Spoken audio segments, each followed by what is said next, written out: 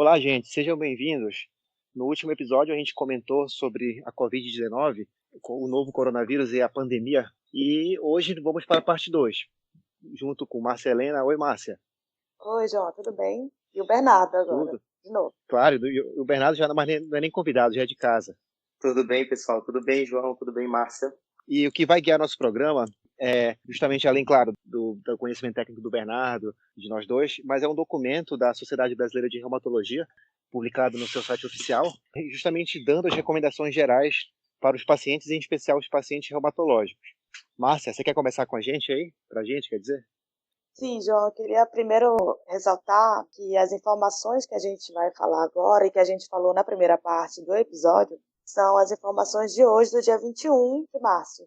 Essas informações estão constantemente em mudança, como a gente já comentou, e é importante a gente ressaltar isso, tá bom?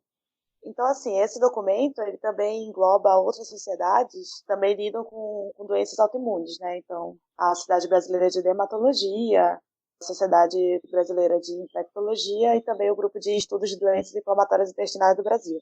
Então, a gente vai deixar nas nossas redes sociais esse documento para que todos tenham acesso. Então, Bernardo, eu queria começar perguntando, na verdade, qual é a melhor estratégia de prevenção contra esse novo coronavírus? Márcia, eu acho que bastante veiculado já, mas nunca é demais a gente ressaltar que a melhor forma da gente evitar a infecção por esse novo coronavírus é o isolamento social. É a gente se manter em casa, fazer quarentena, né, que é justamente essa reclusão social por um tempo mínimo compatível com o período de incubação de uma doença viral, por exemplo, que esteja causando uma pandemia. Então, em vigência de uma pandemia pelo novo coronavírus, que tem um período de incubação de 8 a 10 dias, que é o tempo que ele demora desde o momento que ele causa infecção para se manifestar enquanto doença, enquanto Covid-19, a gente recomenda que as pessoas se mantenham em total reclusão social por um período de tempo, pelo menos, compatível com este, de 8 a 10 dias. O que a gente vê é uma recomendação hoje em dia maior do que 8 a 10 dias. Muita gente que esteja ouvindo a gente agora pode pensar, nossa, mas a recomendação é no mínimo 2 semanas, por que se o período de incubação é 8 a 10 dias?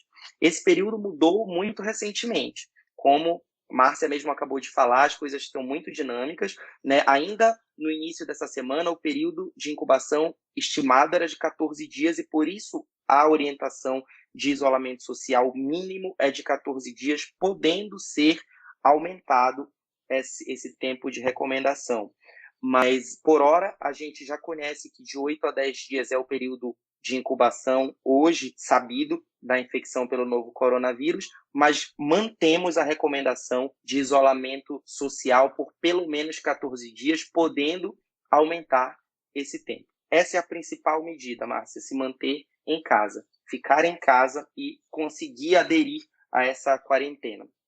Óbvio que a gente tem outras medidas, né? Outras medidas que precisam ser adotadas em conjunto, porque não adianta nada a gente só ficar em casa e, por exemplo, marcar reunião com os amigos em casa ou fazer um home office compartilhado dentro de casa. Isso não adianta nada.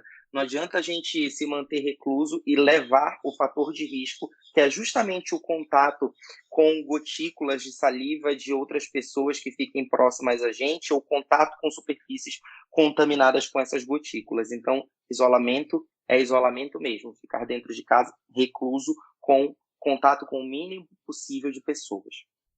E além da reclusão social, quais outras medidas?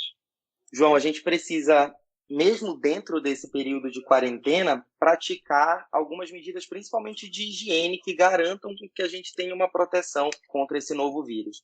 Primeiro, lavar as mãos. E quando eu falo lavar as mãos, é água e sabão mesmo, tá? O álcool em gel, quando em concentração a 70%, ele também tem um efeito protetor, conseguindo eliminar o vírus da superfície das mãos, mas ele só deve ser utilizado se você não tem acesso naquele determinado momento de necessidade de higienização das suas mãos, se você não tem acesso a água e sabão. Então, sempre que possível, lavar as mãos com água e sabão, com a técnica adequada, por 20 segundos no mínimo. Quando você não tiver condições de fazer essa higienização com água e sabão, utilizar o álcool em gel.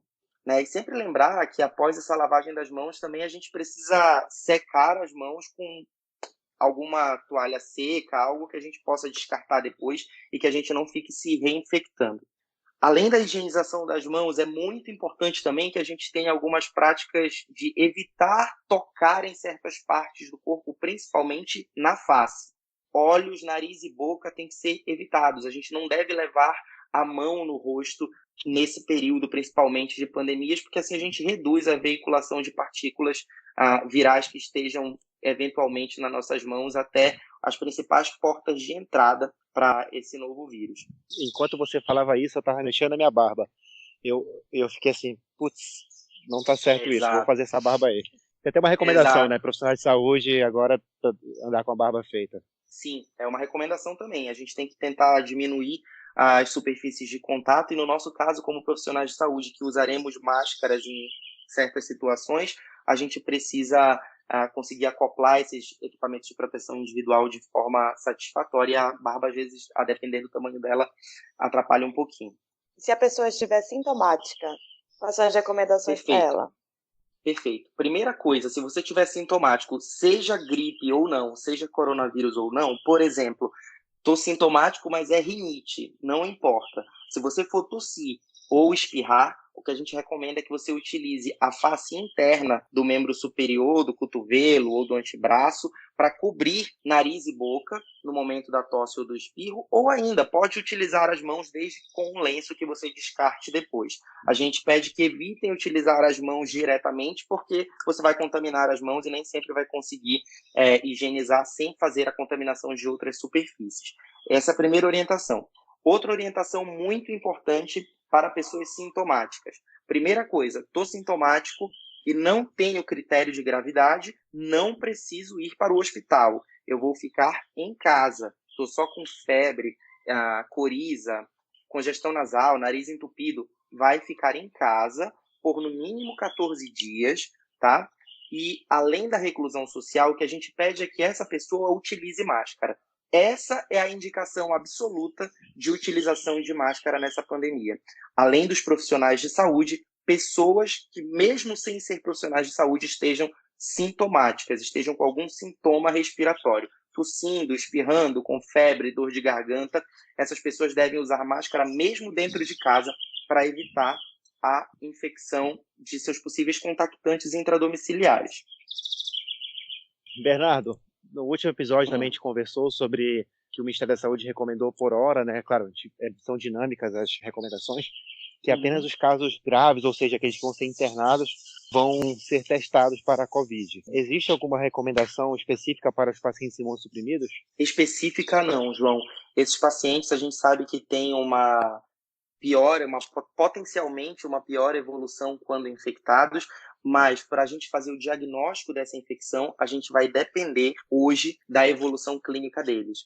Então, mesmo que seja uma pessoa imunossuprimida, por exemplo, um paciente reumatológico em uso de algum imunobiológico ou em corticoterapia, esse paciente só tem indicação hoje, conforme os protocolos atuais, de testagem para a infecção pelo SARS-CoV-2, para diagnosticar a Covid-19, se ele apresentar sinais de gravidade. Quais são esses sinais de gravidade? A gente tem a falta de ar ou qualquer outro sinal ou sintoma que faça a gente pensar em uma possível síndrome do desconforto respiratório. Então, aquele batimento de asas de nariz, retração sub- ou intercostal, né, a tiragem, ou aquele paciente que começa a ficar com extremidades ou os lábios mais arroxeados, pensando numa cianose central ou periférica, são outros sinais que podem nos fazer pensar numa síndrome do desconforto respiratório, além de uma frequência respiratória aumentada, né, acima de 30, com aquela tentativa incessante de puxar o ar. Isso faz a gente pensar numa pior evolução e esse paciente tem indicação de internação e de testagem para a infecção pelo novo coronavírus. Bernardo, eu queria deixar duas observações aqui na sua fala. A primeira é que os nossos pacientes da reumatologia, em especial aqueles com esclerose sistêmica, lúpus, artrite reumatoide, síndrome de Sjögren e doença mista do tecido cognitivo, têm o fenômeno de Raynaud, né, que justamente é essa cianose periférica, especialmente de mãos e pés, né, mas também pode ocorrer em lábios e tal. ter um pouquinho só de cuidado com isso. Se teu médico já conversou com você sobre isso, se você já tem essa situação, então tem um pouquinho mais de tolerância com esse sinal. Claro que você tem que observar como um todo, né? A OMS preconiza também, Márcio e Bernardo, para quem está em isolamento, especialmente quem está sozinho na casa, né? Pelo menos uma vez por dia você conversar com alguém, seja dentro da sua casa ou por telefone, né? Ou pelo WhatsApp, internet, sobre sintomas respiratórios, porque às vezes aquela pessoa está ali e ele recomenda você ter esse questionamento para as pessoas ao seu redor sobre isso. Que às vezes uma outra pessoa que percebe isso não é o próprio paciente, né? Sim, a questão da autopercepção, né? É sempre bom que a gente, até por questões de saúde mental, né? Nesse momento de quarentena, onde muita gente fica em isolamento social, sem contato algum, mora sozinho, fica dentro de casa, não sai nem para trabalhar, acaba não tendo nenhum contato. Então a gente orienta por questões de saúde mental, mesmo que você mantenha algum contato, mesmo que via telefone, videochamada quando possível, ou chamada normal mesmo, mas também para essa questão de percepção. Às vezes a gente não consegue perceber que a nossa fala está ficando mais entrecortada, que a gente está mais cansado, e outra pessoa conversando com a gente pode perceber e nos alertar sobre isso. Vou puxar para finalizar, já que o Galo já falou bastante, aí o Galo já falou.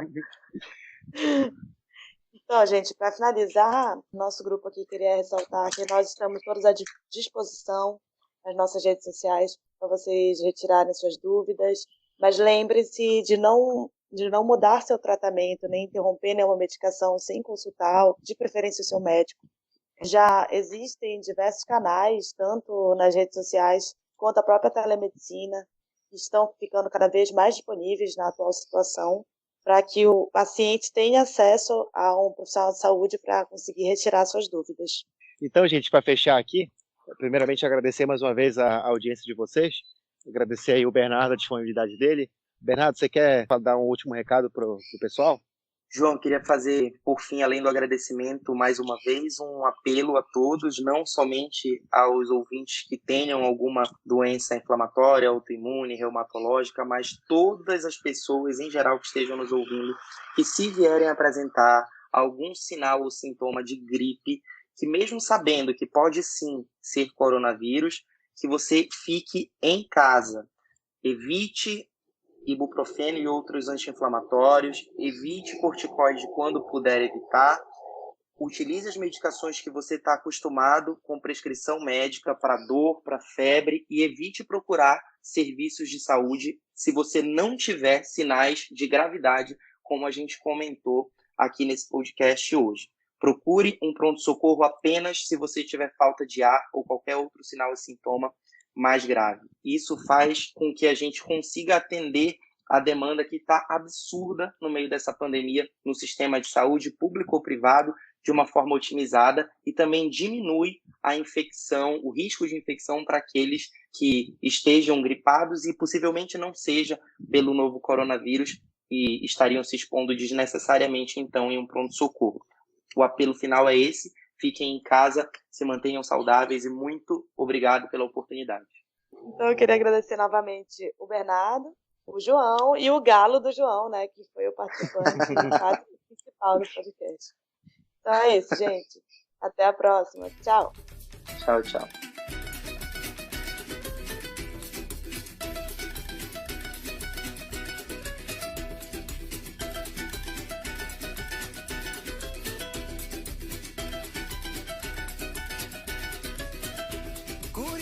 Bico doce, passarinho quem te trouxe pra chamar meu carimbó.